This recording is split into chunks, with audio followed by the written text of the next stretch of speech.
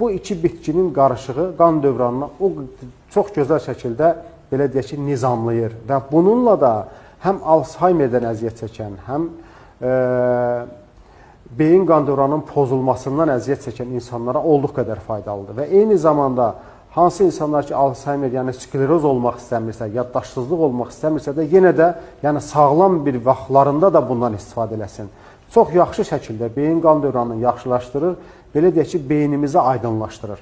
Çünki tərkibindəki olan antioksidantlar, hansılar ki, şiş hüceyrələrinə birbaşa təsir edir, eyni zamanda bizim sağlamlığımızın qarantıdır.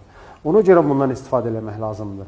Sonra mədə-bağırsaq üçün çox faydalıdır. Məsələn, ürək bulanmalarını götürür. Çox maraqlıdır ki, hamilə xanımlar da bundan istifadə edə bilər. Hamilə xanımlar üçün Avropada bunu bir də araşdırıblar ki, gündə 1 qram yarım zəncəfil tozunu qəbul edən hamilə xanımlar etməyənlərlə müqayisədə hamiləliyi yaxşı keçirdir və ürək bulanma deyilən belə hallardan, hansı ki, hamiləlik vaxtı olur, bu kimi hallardan daha rahat keçirdir, nəinki qəbul etməyənlərdə.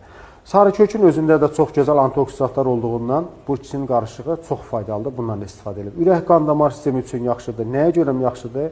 Çünki damarların içərisini təmizləyir və bununla da buna görə də ürək qan damar sistemindən əziyyət çəkən insanlara olduq qədər faydalıdır. Bütün bədəndə olan şiş və düyün xəstəliklərindən, əziyyət çəkin miyomadır, kistadır, mastopatiyalardır.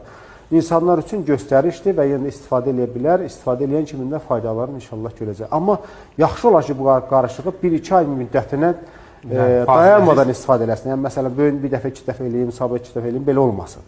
Yəni, 2 ay eləyəndə çox gözəl təsir olur.